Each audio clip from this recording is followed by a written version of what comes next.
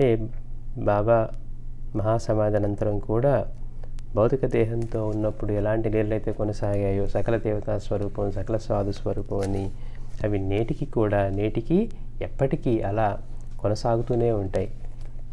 గ్రంథస్థమైనవి అప్పుడు జరిగినవి కొన్నివి మాత్రమే, కానీ ఇప్పటికి కొన్ని కోటాను లీలలు ఎంతోమంది భక్తులకు జరిగి ఉంటాయన్నమాట. ఇవి అప్పుడు మాస్టర్ గ్రంథస్థం చేసినవి.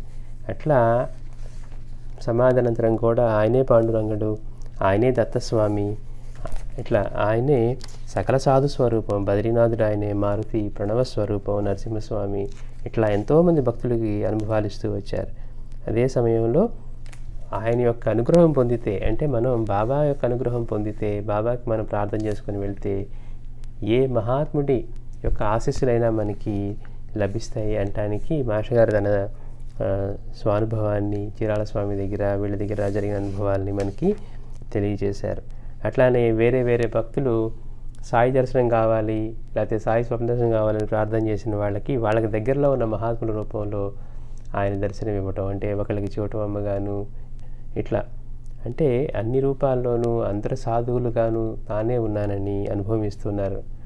అట్లా అది ఎప్పటికీ కొనసాగుతుంది. భౌతిక దేహంతో ఉన్న లీలలు, ఆ తర్వాత ఆయన సమాధి చెందిన అనంతరం లీలలు ఎప్పటికీ అలా కొనసాగుతూనే ఉంటాయి. అంతేకాకుండా బాబా యొక్క లీలలకి, ఆయన ప్రేమకి, కరుణకి దేశాలు, జాతి, మత భేదాలు ఇవేవి ఎల్లలు కావన్నమాట. ఎక్కడ ఉన్నా కానీ ఆయన అనుగ్రహం పొందితే, ఎక్కడ కెనడాలో భక్తుడు జేమ్సుడో ఆయనకి సాయి గురించే తెలియదు, కానీ ఇక మూత్రపిండాలు పనిచేయవు, దానికి పూర్తిగా చెడిపోయి కిడ్నీస్, ఇక వేరే అమర్చినా కానీ ఉపయోగం లేదన్నా కానీ మళ్ళీ అక్కడ బాబా గురించి ఎవరో తెలియజేసి మీరు బాబాని ప్రార్థించండి, ఆయన భగవంతుడు మీకు మేలు చేయగలడని చెప్తే హాస్పిటల్లో ఉన్న ఆయన వాళ్ళు బాబా పరంగా ఆ ప్రార్థన చేస్తే ఊది సేవించడం మొదలుపెట్టిన తర్వాత కొద్ది రోజుల్లోనే అవి మూత్రపిండాలు వాడందరూ అవే పనిచేయడం మొదలుపెట్టాయట. డాక్టర్లు ఆశ్చర్యపోయారు. అంటే ఇతనికి ఆర్టిఫిషియల్గా ఏమన్నా మెషిన్స్ అమర్చినా కానీ లోపల పనిచేయవనుకున్నవి వాటంతటా అవే పనిచేయటం, అప్పుడు దాకా ఇక పూర్తిగా స్పాయిల్ అయిపోయినవి. అంటే బాబా యొక్క లీలలు ఎంత అద్భుతంగా ఉంటాయి అంటే మన ఆశ్చర్యానికి అంతే ఉండదన్నమాట. అలానే సూరజ్బాయి లీల చెప్పుకున్నాం. వాళ్ళ మతంలో అలాంటి వాళ్ళు ఎవరు లేరు అనుకున్నా కానీ ఆవిడికి స్వప్నంలో బాబా దర్శనం ఇచ్చి ఆ ఇచ్చిన అనుభవంతో ఈ మహాత్ముడు ఎవరై ఉంటారా అన్నప్పుడు తర్వాత మళ్ళీ తన ఫ్రెండ్స్ ద్వారా తెలుసుకొని ఆ జైన మతంలో వాళ్ళందరూ ఆక్షేపిస్తారనుకున్నా కానీ, అంటే ఒక మతంలో ఉన్న వాళ్ళు వేరే మహాత్ముని పూజిస్తూ ఉంటే స్వానుభవాన్ని మించింది ఉండదంటారు. అందుకే మన అనుభవాంతో అంటిపెట్టుకోవాలి. ఆవిడికి అటువంటి అనుభవాన్ని ఇచ్చి నీ భర్త బ్రతుకుతాడు, నువ్వేం భయపడకని చెప్పి బాబా చెప్పారు. అలానే ఆవిడ భర్త జీవించటము, ఇట్లా ఎన్నో అద్భుతమైన లీలలు ఎప్పటికీ కొనసాగుతూనే ఉంటాయి. అంతేకాకుండా నాస్తికులు కూడా బాబా వల్ల ఎలా ఉద్ధరింపబడ్డారు. జీవితం అంతా నాస్తికంగా ఉండి సద్గురువు వైపు కనుక నిజంగా దృష్టి పెట్టగలిగితే ఆయన ఎప్పుడూ సిద్ధంగా ఉంటారు. నాస్తికులైనా ఆస్తికులైనా వాళ్ళకి తెలియని దాన్ని నమ్మటమే కానీ నిజంగా అనుభవంలో ఉన్నది ఏదీ లేదనమాట. ఇప్పుడు మనం భగవంతుడు ఉన్నాడని నమ్ముతున్నాం, వాళ్ళు భగవంతుడు లేడని నమ్ముతున్నారు. అంతే తప్పించి ఇద్దరికీ అనుభవం లేదు. ఇదంతా మన ఉనికి కారణం ఏంటని వాళ్ళు చెప్పలేరు. ఏదో యాదృచ్ఛికంగా ఏర్పడింది. మాస్టర్ గారు అంటారు ఇలాంటివన్నీ వీళ్ళు ఎలా మాట్లాడతారంటే ఇవన్నీ ఎమర్జెంట్ ప్రాపర్టీస్ అంటారంట. అంటే ఇప్పుడు మనం ఒక తాంబూలం వేసుకుంటే అందులో ఎరుపుదనం ఉండదు, అది వేసుకొని మనం నోట్లో పెట్టుకున్న తర్వాత నవ్వులుతూ ఉంటే లోపల జరిగే రియాక్షన్ వల్ల మనకి ఆ ఎర్రదనం వస్తుంది. అట్లాగే సృష్టిలో కూడా ఏవో జరుగుతూ ఉంటే జీవం కూడా ఇలానే ఏర్పడిందని చెప్పే వాళ్ళు ఉన్నారంట ఎమర్జెంట్. కానీ అలా ఒక్క కణం ఏర్పడాలంటే కొన్ని కోటాను కోట్ల సంవత్సరాలు పడుతుందంట. మరి ఒక మనిషిలో ఒక్క కణానికి అలా ఏర్పడాలి యాదృచ్ఛికంగా అంటే అంత సమయం పడితే ఇక కోటాను కోట్లు ఒక్కొక్క మనిషి శరీరంలో ఎన్ని కణాలు ఉంటాయి. అట్లా మరి ఇంత జీవరాశి అంటే ఈ డార్విన్ థియరీ ఇవన్నీ ఎంత జోకో మనకు అర్థమైపోతుంది అనమాట. ఏవో తెలియని వాళ్ళు చెప్పినవి అట్లా. అంటే ఎందుకు ఈ మాట అనుకుంటున్నాం అంటే నాస్తికులు కూడా వాళ్ళు తెలియని దాన్ని నమ్ముతూ ఉన్నారు లేడు అనే విషయాన్ని. కానీ ఎప్పుడైతే సద్గురువు వైపు పెట్టారో ఎంతో నాస్తికంగా ఉన్నటువంటి చలం, తర్వాత త్రిపురనేని గోపీచంద్ వీళ్ళందరూ కూడా మళ్ళీ ఆయన వైపు చూసి ఆయన వైపు దృష్టి పెట్టడంతో బాబా వాళ్ళని మళ్ళీ ఉద్ధరించారు. అట్లా అద్భుతమైనవి అనమాట ఇవన్నీ కూడా.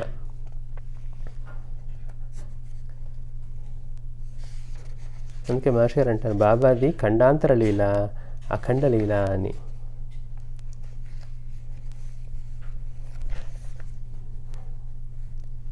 బి నరసింహం గారు మస్కట్లో విమానదళంలో పనిచేస్తూ ఉండేవారు.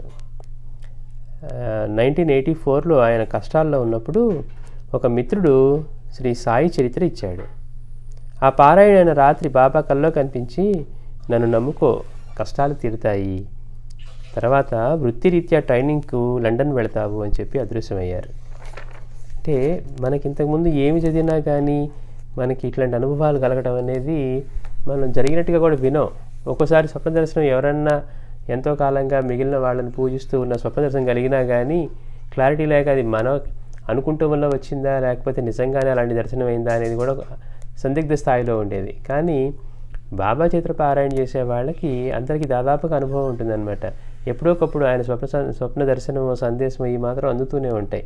అంటే చరిత్ర గ్రంథం పారాయణ చేస్తూ ఉంటే బాబాతో మనకి మధ్యవర్తులు ఎవరూ లేకుండా డైరెక్ట్ లింక్, మనకి మధ్యవర్తులు అనేది ఉండదు. ఇక బాబాతో మనం లింక్ పెట్టుకోవడానికి ఆయన చరిత్రగా పారాయణే మనకి లింక్ అనమాట. ఇట్లా ఈయనకు కూడా నరసింహం గారికి మిత్రుడు చరిత్ర గ్రంథం ఇచ్చాడు.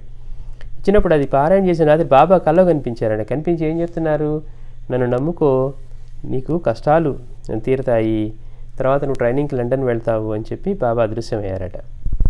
ఇది ఎప్పుడు 84లో. 85లో మళ్ళీ అది నిజమైంది బాబా చెప్పినట్టుగా. వారి శ్రీమతి 1986లో విమానంలో బొంబాయి చేరి ట్యాక్సీలో వెళ్తూ ఉన్నారు. నాడు పెద్ద గాలివాన, అర్ధరాత్రి టైరు బ్రద్దలై ట్యాక్సీ ఆగిపోయింది. ఈ మస్కట్ నుంచి ఈవిడొక్కరే బాంబే వచ్చారట. బాంబే వచ్చి 86లో ట్యాక్సీ తీసుకొని బాంబేలో వెళ్తూ ఉంటే ఆ రోజు రాత్రి పెద్ద గాలివాన పడుతూ ఉంది. ఆ ట్యాక్సీ వెళ్తూ ఉంటే అర్ధరాత్రి టైర్ బ్రద్దలై ట్యాక్సీ ఆగిపోయింది. అంటే కారు టైర్ ఏదో బర్స్ట్ అయిపోయి అందులోనూ అప్పుడు బాగా పెద్ద గాలివాన పడుతూ ఉందట. అట్లా ఆగిపోయింది. గాలివాన వల్ల మరే కారు దొరకలేదు. సాయిని ప్రార్థించగానే ఒక కారులో తెల్లని కఫ్నీ ధరించిన ఒక వృద్ధుడు వచ్చి అల్లా అచ్చా కరేగా అని ఆమెను ఇంటి వద్ద దించి డబ్బులు ఇచ్చేలోగా అతడు మళ్ళీ అవే మాటలన్నీ వెళ్ళిపోయాడు. ఇలాంటి లీలలన్నీ చదవటం కంటే కనీసం మనం చూస్తూ ఉన్నట్టుగానో మనకే జరుగుతున్నట్టుగానో చూస్తే ఒళ్ళు పులకరించిపోతుంది అనమాట. ఎందుకని అంత గాలివానలో ఒంటరిగా ఆవిడ అర్ధరాత్రి టైర్ బద్దలైపోయి కారు ఆగిపోతే నిజంగా ఆ సమయంలో సహాయం ఎక్కడి నుంచి లభిస్తుంది? కానీ ఆయన నమ్ముకున్న వాళ్ళకి ముందు గుర్తొచ్చేది ఆయనే. మామూలుగా అయితే ఎవరికి ఫోన్ చేద్దామా లేకపోతే ఇంకేం తీద్దామా, ఫోన్లో చెక్ చేద్దాం, ఇలా ఆలోచనలు వస్తాయి. కానీ బాబాని మనసులో పెట్టుకొని ఆయన్నే స్మరించే వాళ్ళకి ముందు బాబాని గుర్తొస్తారనమాట. అట్లా ఈవిడ కూడా బాబాని స్మరించగానే ఆ అర్ధరాత్రి మళ్ళీ ఒక కారు వచ్చి ఆవిడ ముందు ఆగిందంట. ఆ కారులో ఎవరున్నారంటే ఒక వృద్ధుడు ఉన్నాడంట. కఫ్నీ ధరించిన ఒక వృద్ధుడు వచ్చి, చూడండి ఎంత క్లియర్గా వచ్చారు ఆయన, మళ్ళీ ఎక్కడ అనుమానం కూడా లేదు. కఫ్నీ ధరించిన వృద్ధుడు వచ్చి అల్లా అచ్చా కరేగా అని ఆమెను ఇంటి వద్ద దించి డబ్బులు ఇచ్చేలోగానే అతను మళ్ళీ అవే మాటలన్నీ వెళ్ళిపోయాడు. మరి ట్యాక్సీ డ్రైవరు ఆవిడ ఆపదలో ఉందని లేకపోతే డబ్బుల కోసం ఇది ఇంకా అలాంటి సమయాల్లో మనకి 1కి 10 రెట్లు అడుగుతారు, ఇంకేం దొరకవు మీకు ఈ టైంలో అని. కానీ ఆయన ఆవిడ్ని ఇంటి దగ్గర దించి అల్లా అచ్చాకరేగా అని ఆ మాటలని పైగా డబ్బులు ఇచ్చేలుగా తీసుకోకుండా వెళ్ళిపోయారట. ఆమె ఇల్లు చేరే ఆతురతలో ఆయన్ను పట్టించుకోలేదు. ఆయన క్లియర్గా కఫ్నీ ధరించి తెల్లని కఫ్నీ ధరించి అలా వచ్చినప్పటికి కూడా ఆ ఉన్న టెన్షన్లో ఆవిడ ఏదో కారు దొరికింది ఎక్కేసి ఇంటి దగ్గర దిగామనుకుంటుంది, కానీ ఆ వచ్చిన ఆయన ఎలా ఉన్నారా అనేది గమనించలేదట. కానీ తర్వాత షిరిడీ చేరి ద్వారకామాయిలో కూర్చున్నప్పుడు ఆమె గుర్తొచ్చింది, ఆ వృద్ధుడు అచ్చు సాయిబాబా లానే ఉన్నారు అని. అంటే ఎంత అద్భుతం. ఎప్పుడు 1989లో బాబా సమాధి చెందారు, 1986లో మళ్ళీ ఆవిడకి భౌతికంగా దర్శనమిచ్చి కార్ డ్రైవర్గా వచ్చి ఆవిడ ఇంటి వద్ద చేర్చి ఆయన అనుగ్రహిస్తూ ఉన్నారనమాట. అంటే ఒక్కసారి ఇలాంటి లీలని మన ఊరికి చదివితే ఆవిడకి ఏదో లీల జరిగిందంట అనిపిస్తుంది. ఒక్కసారి మనం అదే పరిస్థితిలో మనం వర్షంలో చిక్కుకుపోయి ఉంటే మనం బాబాని స్మరిస్తే ఆయన వచ్చి మనం చేర్చినప్పుడు మనం ఎంతగా మనం పులకరిస్తుందో ఒకసారి ఊహించుకుంటే ఆ లీల యొక్క మాధుర్యం తెలుస్తుందన్నమాట. అంటే ఆయన పిలిస్తే పలుకుతూ ఉంటాడు, మనం చేయవలసిందల్లా ఆయనతోటి ఆ లింక్ ఏర్పరచుకోవడమే. అట్లానే జి సూర్యప్రకాష్ పశ్చిమ జర్మనీలో తల్లిదండ్రులతో చెల్లెలతో కలిసి ఉంటూ చదువుకుంటూ ఉన్నాడు. సూర్యప్రకాష్ అనే అతను ఈ జర్మనీలో, వెస్ట్ జర్మనీలో ఉంటూ అప్పుడు చదువుకుంటూ ఉన్నాడంట అక్కడ స్టడీస్కు. అతడు 1985లో మన దేశానికి రాగానే కేవలం తన వారి బలవంతం మీద షిరిడీ వెళ్ళాడు. జర్మనీ నుంచి ఇండియా రాగానే వాళ్ళ ఇంట్లో వాళ్ళు బలవంతం చేస్తే తను షిరిడీ వెళ్ళాడట. అక్కడ సంస్థానంలో కాలు పెడుతూనే పెద్ద సాయిబాబా పటము, దాని క్రింద నాపై నీ దృష్టి నిలుపు, నీపై నా దృష్టి నిలుపుతాను అన్న వాక్యము చూశాడు. పెద్దవాళ్ళ పట్టుదల మీద తప్పనిసరిగా షిరిడీ వెళ్ళాడు. వెళ్ళి అక్కడ సంస్థానంలో కాలు పెడితేనే తనకి బాబాది ఒక పెద్ద పటము, దాని కింద నా పైన నీ దృష్టి నిలుపు, నీపైన నా దృష్టి ఉంచుతాను అన్న వాక్యము చూశాడు. ఎంత యత్నించినా కానీ దాని నుండి దృష్టి నిగ్రహించుకోలేకపోయాడు. అంటే అంతగా అది ఆయన్ని లాగేసుకుందనమాట. ఎంత నిగ్రహించుకుందామన్నా కానీ దాని మించి దృష్టి పక్కకు పోవట్లేదు. మందిరంలో కూడా ప్రగాఢమైన శాంతి అనుభవించాడు. మనం అక్కడుంటే సుఖంగా ఉంటాం, ఇక్కడుంటే శాంతిగా ఉంటాం అని మనం అనుకుంటూ ఉంటాం. అవి ఉంటే సుఖంగా ఉంటాయి, ఇవి ఉంటే అని. కానీ మళ్ళీ మళ్ళీ మనం గుర్తు చేసుకుంటూ ఉన్నాం, ఒక మహాత్ముడి సన్నిధిలోనే మన ప్రయత్నం లేక ఆ శాంతి మనకి లభిస్తూ ఉంది. మనం దేనికోసమైతే బయట మన జీవితం అంతా వెచ్చిస్తూ ఉన్నామో, ఎన్ని చేసినా ఎన్ని సంపాదించినా పొందలేకపోతూ ఉన్నామో, అది ఒక సద్గురువు యొక్క సన్నిధిలో మన ప్రయత్నం లేకుండానే మనసు కట్టుబడిపోయి ఎంతటి శాంతి అంటే మన జీవితంలో ఊహించనిది. నేను పూర్ణానంద స్వామి దగ్గరికి వెళ్ళినప్పుడు స్వామి సన్నిధిలో అక్కడ ఆయన హాల్లో కూర్చుంటే ధ్యాన మందిరంలో 2 గంటల సేపు 2 నిమిషాల్లో గడిచిపోయింది. అందరికీ అదే పరిస్థితి. అంటే ఏంటి ఇంత విచిత్రంగా ఉంది, సమయం ఇలా ఉంటుందా అనిపించేంతగా. మనకి 2 గంటలు, ఒక్కోసారి 2 గంటలు 4 గంటలు కూడా గడుస్తాయి.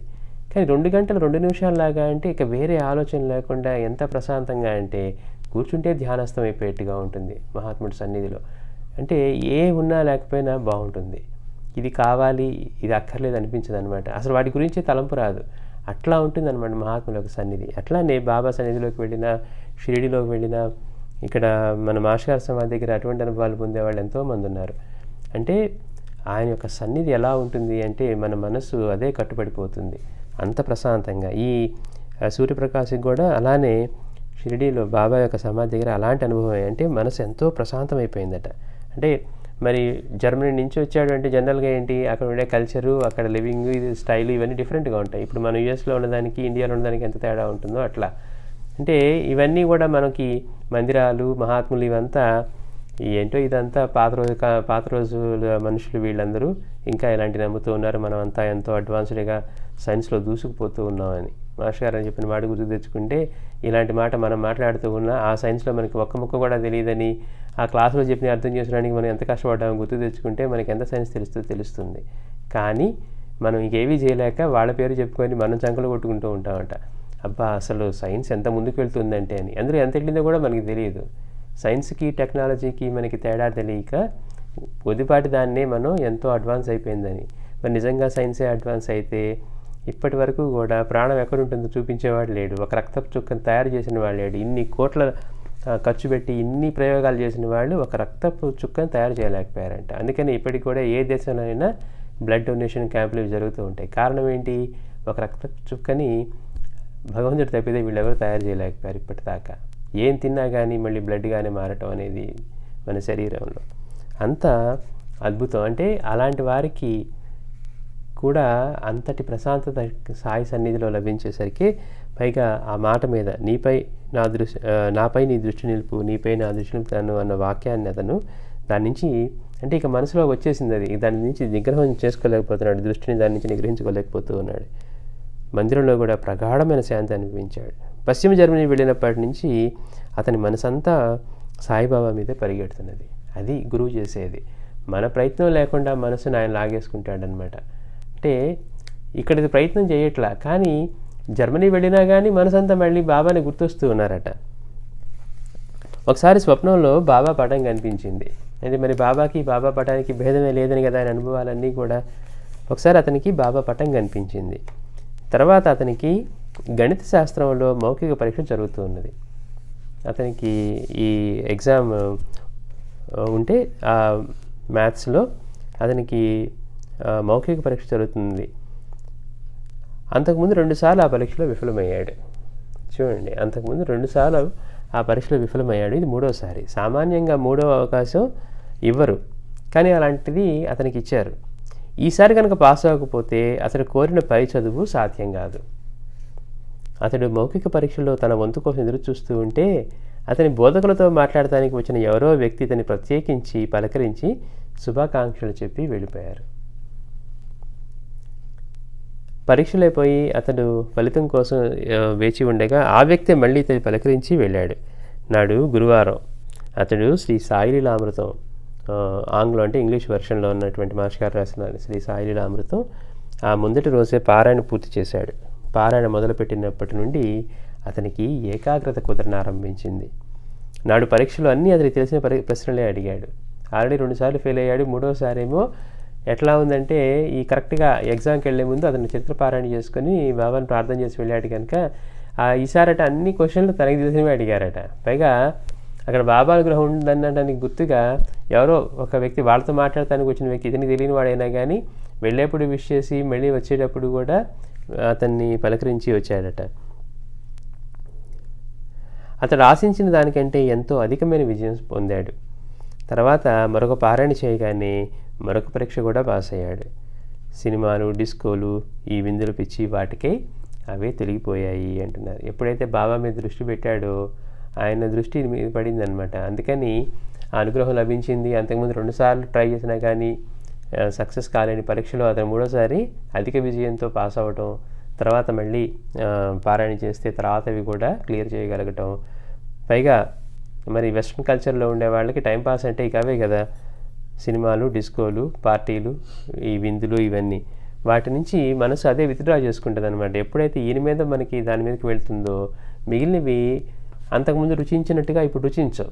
మనకే అనిపిస్తుంది. చిత్రపారాయణ చేసుకోవడం అలవాటు అయ్యి సత్సంగాలు జరుగుతూ ఉండి మన మనసు ఆయన స్మరిస్తూ ఖాళీ సమయంలో బాబా గురించి లేకపోతే మనం మహాత్ముల గురించి మాస్టర్ గురించి ఇలా తెలుసుకుంటూ ఉంటే అంతకుముందు వేటిల్లో అయితే మనసు ఎంజాయ్ చేసేదో ఇప్పుడు వాటిలో అంత ఎంజాయ్మెంట్ చేయలేదన్నమాట. ఏముంది ఇందులో అనిపించే స్థాయికి వచ్చేస్తుంది. దీనివల్ల నాకేంటి ఉపయోగం అని. అట్లాగా ఇతనికి కూడా అలానే ఈ పిచ్చి అన్నీ కూడా వాటంతా అవే తొలగిపోయాయి అంటున్నారు. డాక్టర్ ఎం విజయ్ కుమార్ ఇలా వ్రాశాడు. మా బంధువు డాక్టర్ కేవి సాయి లండన్లో 14 సంవత్సరాలుగా వైద్యుడిగా ఉంటున్నాడు. అతడు 1983లో ఒకరోజు శృతపి పడిపోతే పెద్ద ఆసుపత్రికి తీసుకువెళ్లారని ఫోన్ వచ్చింది. ఇక్కడ లండన్లో నుంచి. ఓ రోజు శృతపి పడిపోతే అతన్ని పెద్ద హాస్పిటల్కి తీసుకెళ్లారని ఫోన్ వచ్చింది. మేము ఆర్తితో సాయిని ప్రార్థించాము. మరుసటి రోజు తెల్లవారుజామున నాకు ఒక కల వచ్చింది. ఆపరేషన్ థియేటర్లో సాయి మా వాడికి ఆపరేషన్ చేస్తూ తమ పిడికిలి తెరిచారు. అందులోంచి ఒక నల్లని త్రాచు మా వాడి పొరెలో జొరబడి ఒక నల్లటి ముద్దను బయటికి తీసింది. బాబా అన్నారు, ఇక భయం లేదు, అవసరమైంది చేశాను అన్నారు. అంటే ఇతని కల్లో అంటే లండన్లో ఉన్న వాళ్ళ బంధువుకి బాగాలేదని వస్తే అతని హాస్పిటల్ తీసుకెళ్లారు. అక్కడ చేర్చారంటే వీడు కంగారు పడి బాబాని ప్రార్థించారట. బాబాని ప్రార్థిస్తే అతనికి ఆ రోజు స్వప్నం ఎలా వచ్చిందో చూడండి. స్వప్నంలో బాబా కనపడ్డారు. బాబా కనపడి ఆపరేషన్ థియేటర్లో అట బాబా ఆపరేషన్ చేస్తూ ఉన్నారట. ఎట్లా చేశారు? ఆయన పిడికిలు తెరిస్తే అందులోంచి ఒక నల్లని పాము వచ్చి త్రాచుపాము ఆ పేషెంట్ పురిలోకి జొరబడిందట. అందులోకి జొరబడి ఒక నల్లటి ముద్దను బయట వేసింది. బాబా అన్నారు, ఇక భయం లేదు, అవసరమైంది చేశాను అన్నారు.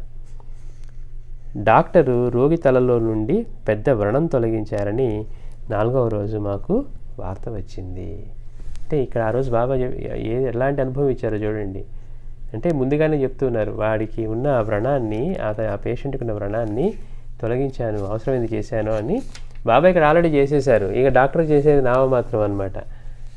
అట్లాగా ఆ తర్వాత డాక్టర్ అతని తలలో నుంచి ఒక పెద్ద వ్రణాన్ని తొలగించారు అని చెప్పి లండన్ నుంచి వీడికి 4వ రోజు వార్త వచ్చిందట. అలానే 12 సంవత్సరాల హోమీ ఎప్పుడు బడలికి గాను వక్షస్థలంలో నొప్పిగాను ఉంటూ ఉంటే పరీక్ష చేసి అతనికి గుండెలో రంధ్రం ఉన్నదని అమెరికాలో ఆపరేషన్ చేయించాలని డాక్టర్లు చెప్పారు.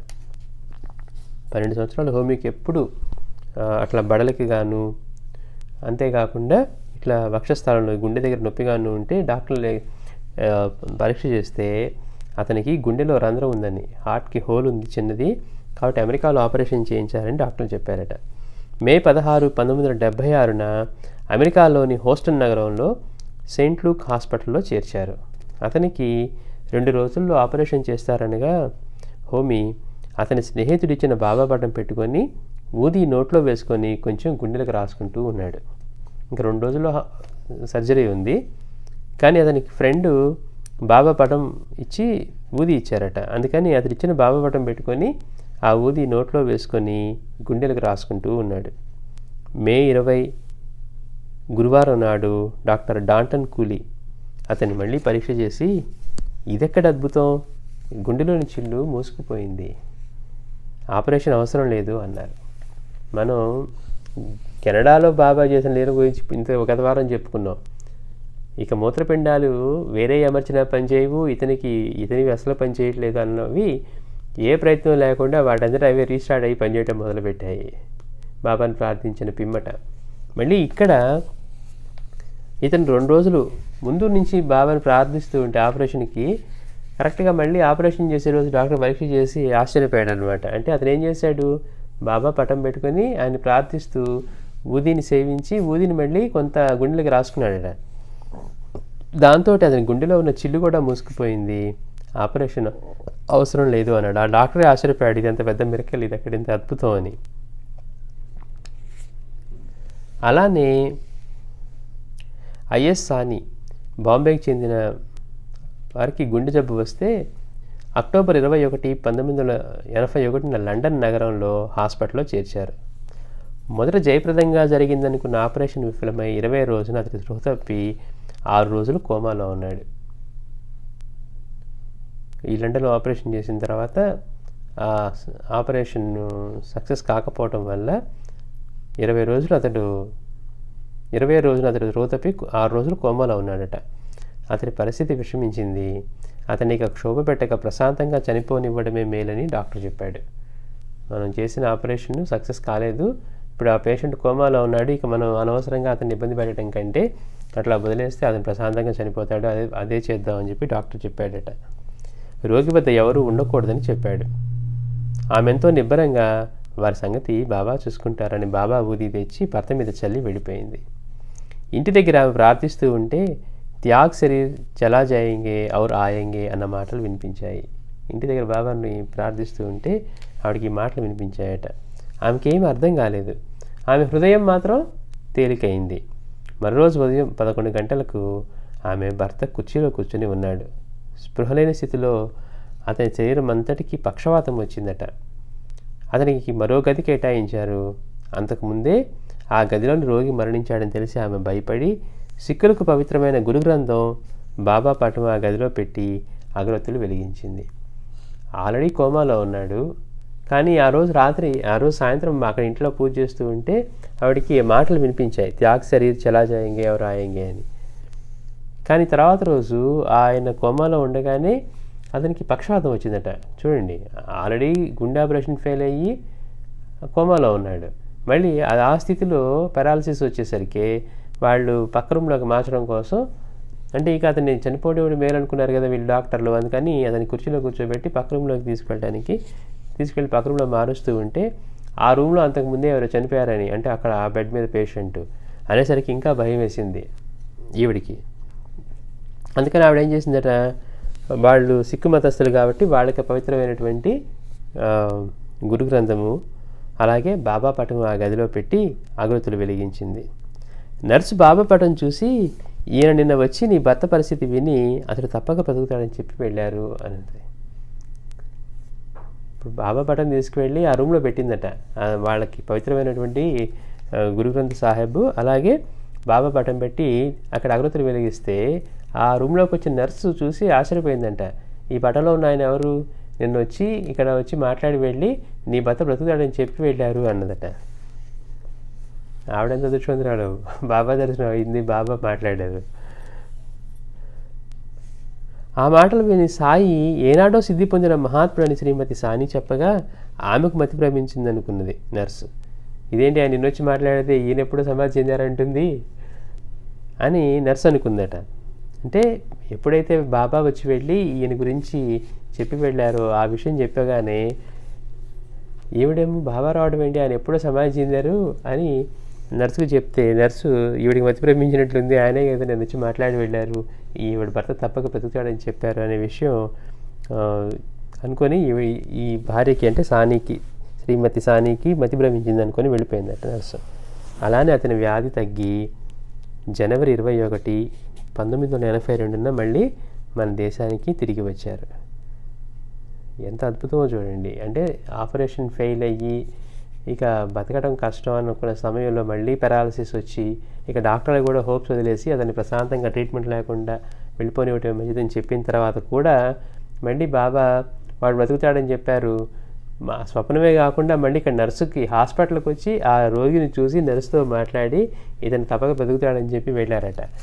ఆవిడ ఎంత అదృష్టవంతురాలో, బాబా యొక్క ప్రత్యక్ష దర్శనాన్ని ఆవిడ పొందింది. అలానే ఇప్పుడు మనం ఇంతకుముందు ఈ మస్కట్ నుంచి వచ్చిన ఆవిడకి కూడా బాబా స్వయంగా అదే రూపంలో దర్శనం ఇచ్చారు. కాకపోతే ఆవిడకి బాబా తెలియకపోవడం వల్ల గుర్తించలేకపోయింది. టాక్సీ డ్రైవర్గా వచ్చి అల్లా అచ్చాకరే కానీ కఫ్నీ ధరించి అర్ధరాత్రి వృద్ధ ఫకీర్లా వచ్చి ఇంటి వద్ద దించి పైసా కూడా తీసుకోకుండా మళ్ళీ అవే మాటలని వెళ్ళిపోయారు.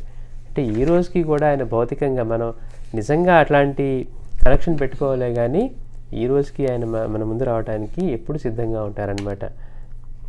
అయితే మనకి ఎట్లా ఉంటుంది మనసు, అబ్బా మనకు కూడా జరిగితే బాగుంటుంది అనుకుంటుంది, కానీ ఇది అయిపోగానే మళ్ళీ మనకేమనిపిస్తుంది, మళ్ళీ మన పనులు మన అవసరాలు మనం ఏం చేద్దాం ఇక్కడే మనసు కొట్టుకుంటూ ఉంటుంది.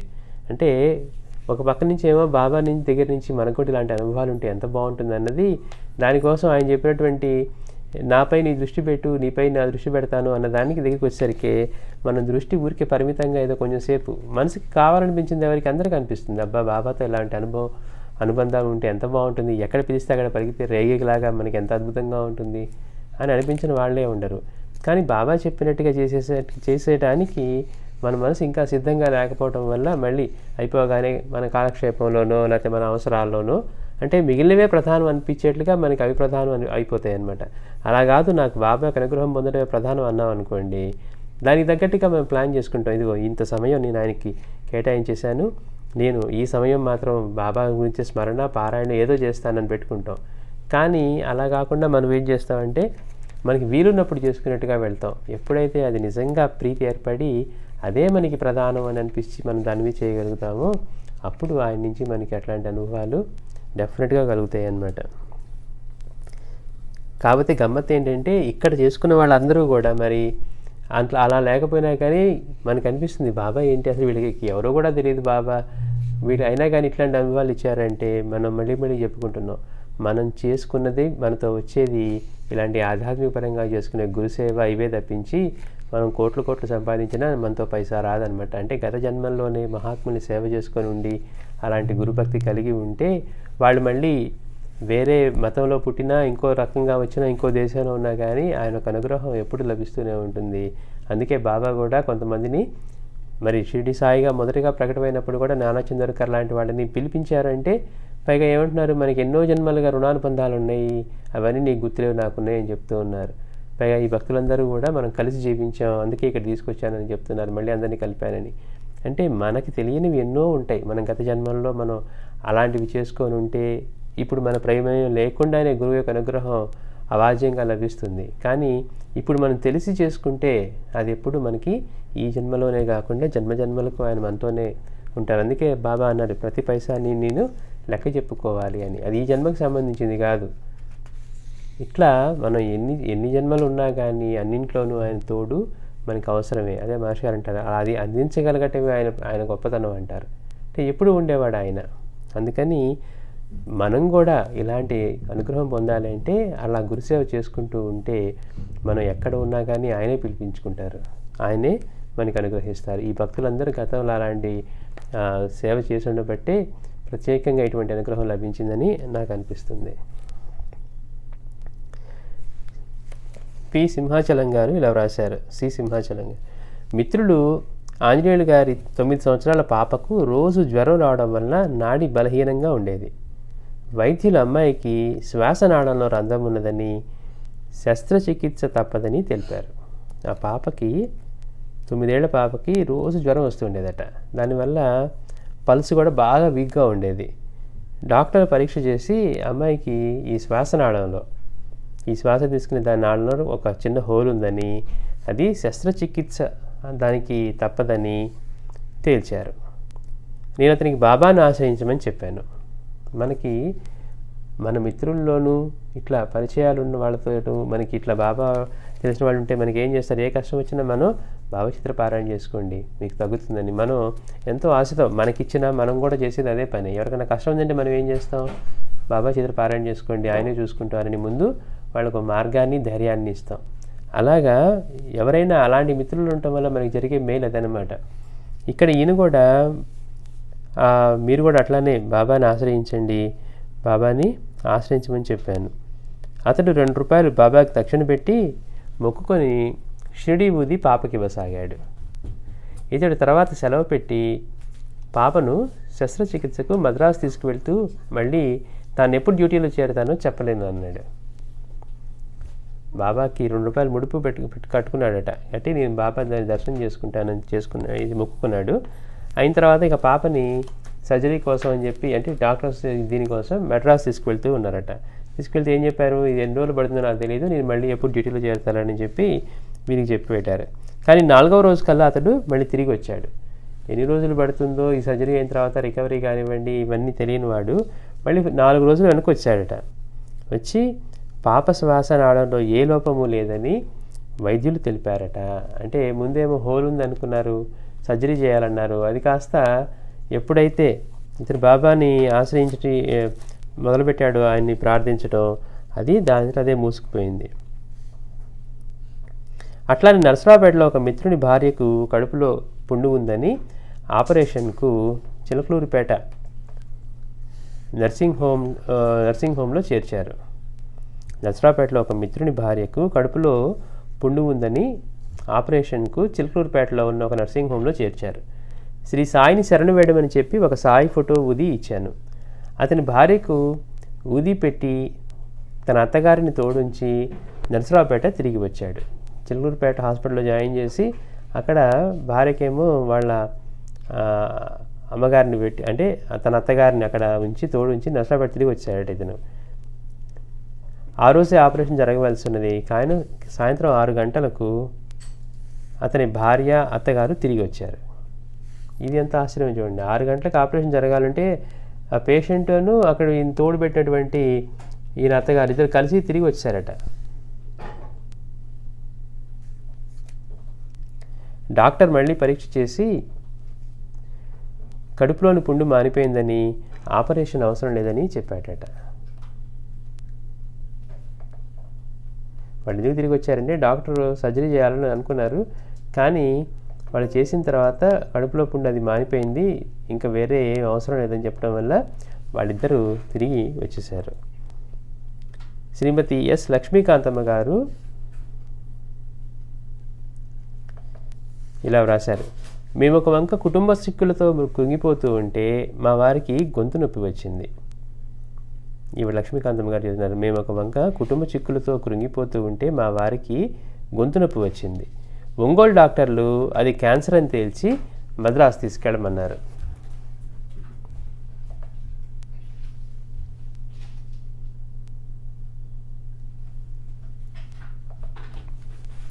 ఈ ఒంగోలు డాక్టర్స్ టెస్ట్ చేసి ఇది క్యాన్సర్, మీరు మద్రాసు తీసుకువెళ్ళండి ట్రీట్మెంట్కి అన్నారట. కానీ చేతిలో చిల్లి గవ్వలేదు. చికిత్సకేమో 10,000 అవుతుందన్నారు. మరి ఏ రోజు అంటే అంత ఆ రోజుల్లో కాబట్టి అది 10,000కి సరిపోతుంది అనుకున్నారట. 10,000 అవుతుంది అన్నారు. దిక్కుతోచక సోదరుల శర్మగారింటికి వెళ్ళాను. ఆయన బాబా ఫోటో చూపి ఆయన్నే శరణు వేడుకో, భయపడకు అన్నారు. నేను అలానే చేశాను. అంటే ఫైనాన్షియల్గా కూడా వాళ్ళకి ఎఫర్ట్ చేయగలిగలేని స్టేట్లో ఉన్నారనమాట. ఒక పక్క నుంచి ఆ గొంతు నొప్పి కాస్త క్యాన్సర్ అని చెప్పి డాక్టర్లు చెప్పారు. మెడ్రాస్ వెళ్ళి అక్కడ ట్రీట్మెంట్ తీసుకోండి, సుమారు ఒక 10,000 అవుతుందంటే చేతిలోనేమో చిల్లిగవ్వ కూడా లేదని చెప్పి ఏం చేయాలి దిక్కుతోచక సోదరుడు శర్మగారింటికి వెళ్తే ఆయన బాబాని చూపించి, బాబా ఫోటో చూపి ఆయన్నే శరణు వేడుకో, భయపడకు అన్నారట. నేను అలానే చేశాను. ఎలాగో 1,400 రూపాయలు తీసుకొని మద్రాసు చేరాను. అంటే 10,000 సుమారు అవుతుంది అనుకున్నారు కదా, కానీ ఈవిడికి 1,400 రూపాయలు ఎట్లాగో ఆవిడ తీసుకొని బయలుదేరారట మద్రాసు. గదిలో బాబా ఫోటో పెట్టి సర్వము వారినే చూసుకోమని నమస్కరించాను. మరోరోజు మొదట మా వారినే పరీక్ష చేసి ₹1 మాత్రమే ఫీజు తీసుకున్నారు. ఆ హాస్పిటల్లో ఒక రూల్ ఉందట, ఫస్ట్ వచ్చిన పేషెంట్ దగ్గర ₹1 ట్రీట్మెంట్ ₹1 ఛార్జ్ చేస్తారంటే మిగిలిన వాళ్ళందరికీ మామూలుగా ఛార్జ్ చేస్తారు. ఈవిడ అదృష్టం అన్నట్టు అందరికంటే ముందు ఈవిడే వెళ్ళగలిగింది. వాళ్ళు ఆ కేసుకి ₹1 ఛార్జ్ చేశారండి. అంటే ప్రతిరోజు ఫస్ట్ కేసుకి ₹1. అట్లాగే వాళ్ళు పరీక్ష చేసి ₹1 మాత్రమే ఫీజు తీసుకున్నారు. 12 గంటలకల్లా కూడా ఆసుపత్రిలో చేర్చుకున్నారు. ఆయనకి రక్తం ఎక్కించాలంటే మా బావగారే రక్తం ఇచ్చారు. ఒకనాటి ఉదయం నాకెంతో శాంతిగా ఉత్సాహంగా ఉన్నది. అంటే చూడండి ఎంత బాబానుగ్రహం ఎలా జరుగుతున్నాయంటే, ఎంతో ఖర్చు అవుతుంది ట్రీట్మెంట్కి అనుకుంటే ముందు ₹1తోనే వాళ్ళు హాస్పిటల్ ఫీజు తీసుకున్నారు, హాస్పిటల్లో చేర్చుకున్నారు. ఆ పేషెంట్కి రక్తం ఎక్కించాలంటే వీళ్ళ బావగారి రక్తం ఇచ్చారట. ఒకనాటి ఉదయం నాకెంతో శాంతిగా ఉత్సాహంగా ఉన్నది. అదాటుగా ఏ వ్యక్తిని చూసినా అతనిలో సాయియే కనిపిస్తున్నారు. చూడండి ఎట్లాంటి దివ్యమైన అనుభవం అంటే అది మన ఊహకు అందదు.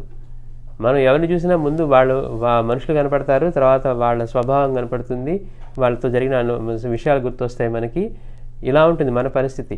ఎందుకు మనం ఎవరితోనూ సరిగ్గా మాట్లాడలేం, ఎప్పుడో గతంలో జరిగిపోయినాయి అన్నా కానీ ముందు మనం వాళ్ళని చూడగానే గుర్తొచ్చేది అవే. వాళ్ళు మనల్ని అట్లా అన్నారు, ఇట్లా అన్నారు, వాళ్ళతో మనతో సరిగ్గా మాట్లాడలేదు, మనల్ని అవమానించారు, మనల్ని గౌరవించారు. ముందు వ్యక్తిని చూడగానే గుర్తొచ్చేవన్నీ కూడా మనకి అదే ఒక పెద్ద బ్యాగేజ్ లాగా. కానీ ఇక్కడ ఈవిడికి ఎవరిని చూసినా కానీ వాళ్ళలో సాయే కనిపిస్తున్నారట. ఎంత అద్భుతం అంటే విశ్వరూపమే. అట్లా అదాటగా ఏ వ్యక్తిని చూసినా అతనిలో సాయే కనిపిస్తూ ఉన్నారు. ఆసుపత్రికి చేరగానే అనుకున్న దానికంటే 10 రోజుల ముందుగానే చికిత్స పూర్తయ్యి మా వారిని డిశ్చార్జ్ చేశారు. అనుకున్న దానికంటే కూడా ముందే 10 రోజుల ముందే ఈ ట్రీట్మెంట్ అంతా అయిపోయి అతనికి తగ్గిపోయి డిశ్చార్జ్ చేశారట. 10,000 అనుకున్న దానికి 10,000 ఖర్చుతోనే ఇల్లు చేరాను అంటున్నారు. ఇట్లా ఆయన అనుగ్రహం పొందితే ఎట్లా ఉంటుంది అనేది, అంటే ఇక మన వల్ల కాదనుకున్నవి కూడా ఆయన ఎంత తేలిగ్గా చేస్తారా అనిపించేట్టుగా ఉంటుందన్నమాట. ఆ అనుగ్రహం పొందడానికి ఆయన చూపించిన మార్గాన్ని మనకి బాబానే చూపించారు. అవునండి, అనుగ్రహం ఎలా పొందాలి, మనకే ఉంది అలాంటి అనుగ్రహం పొంది ఆయన రక్షణ మనకి ఎప్పుడు కావాలని. అంటే బాబానే చెప్పారు, స్వయంగా అందించారు ఆ మార్గాన్ని కూడా. నా గురించి చింతన చేస్తూ ఉంటే నేను నీ యోగక్షేమాలు నేను వహిస్తానన్నారు ఆయన. ఇక నువ్వు వేరే వాటి గురించి ఆలోచించిన అవసరం లేదు అన్నారు. పరమార్థం కూడా లభిస్తుంది, కష్టాలు కోరికలు కాదు. అంటే తన గురుసేవ వృత్తాంతంలో రాధాబాయికి చెప్పిన విషయం కూడా అదే.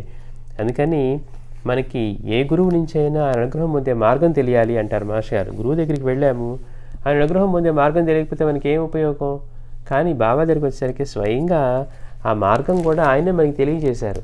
ఇప్పుడంతా మన చేతిలో ఉందన్నమాట. అంటే మార్గం అందించారు, ఆలంబనగా ఆయన చరిత్ర ఇచ్చారు మనకి. మనం దాన్ని పట్టుకొని ఆయన అనుగ్రహాన్ని పొందటమే మనం చేయవలసింది. అందుకే గురువు దగ్గరికి వెళ్ళడం ఎంత అవసరమో గురువు యొక్క అనుగ్రహం పొందటం, ఆ పొందటానికి మార్గం తెలియటం కూడా అంత అవసరం. అందుకే ఎవరన్నా బాబా దగ్గరికి వచ్చినప్పుడు బాబా భక్తులు కొంతమందితోటి వాళ్ళతో మంచిగా మాట్లాడి ఇది చేస్తే పక్కన వాళ్ళు అడిగేవాడట, మీరు ఏం పారాయణ చేస్తారు, మీతో బాబా ఎలా అంత మంచిగా మాట్లాడుతున్నారు, అన్నీ అడుగుతూ ఉన్నారు అని. అంటే ఊరికే వెళ్ళే వాళ్ళకను పారాయణలు చేసుకునే వాళ్ళకి, లేకపోతే ఇలాంటి గురుసేవలో ఉండే వాళ్ళకి, ఫర్ ఎగ్జాంపుల్ వాళ్ళే శ్రీ గురు చేతిలో నిత్య పారాయణ చేస్తున్నారనుకోండి, వాళ్ళు అనుగ్రహించే రీతే వేరుగా ఉంటుంది, ఆ రూపంలో పలికేది ఆయనే కనుక. అట్లాగా బాబా మనకి మార్గాన్ని అందించారు, మాస్టర్ గారు మనకి ఆ మార్గాన్ని సులువు చేశారు. కాబట్టి ఇప్పుడు ఆ మార్గాన్ని పట్టుకొని మనం అటువంటి అనుగ్రహాన్ని పొందాలని, అటువంటి ప్రీతిని మనం ఏర్పరచుకోవాలి. మనకి అదే అన్నిటికంటే ముఖ్యమైనది. అది ఈ నిత్య సత్యుడు. ఇందులో మనం చదువుకున్న లీలలు కేవలం అప్పుడు గ్రంథస్థం చేసినవి. ఇప్పటికి మనం మళ్ళీ అనుకుంటున్నాం. ఆ లీలలు ఇప్పటికీ ఎప్పటికీ అలా కొనసాగుతూనే ఉంటాయి. ఇందాక మనం అనుకున్నట్టుగా ఆయన సామ్రాట్గా, సద్గురు కూటమికి సామ్రాట్గా ఆయన కొనసాగుతూనే ఉంటారు. బాబాతో మనకుండే బంధం ఈ జన్మకి కాదు, మనకున్న అన్ని జన్మల్లోనూ ఉంటుంది. కనుక మనం దాన్ని బలపరుచుకోవడానికి మన వైపు నుంచి మనం ప్రయత్నం చేస్తూ ఉండాలి. శ్రీ సచ్చిదానంద సద్గురు సాయినాథ్ మహారాజ్కి జై. మళ్ళీ వచ్చే వారం మందిర లీల అనే అధ్యాయం ప్రారంభించుకుందాం. ఇప్పుడు కొంచెంసేపు భజన చేద్దాం.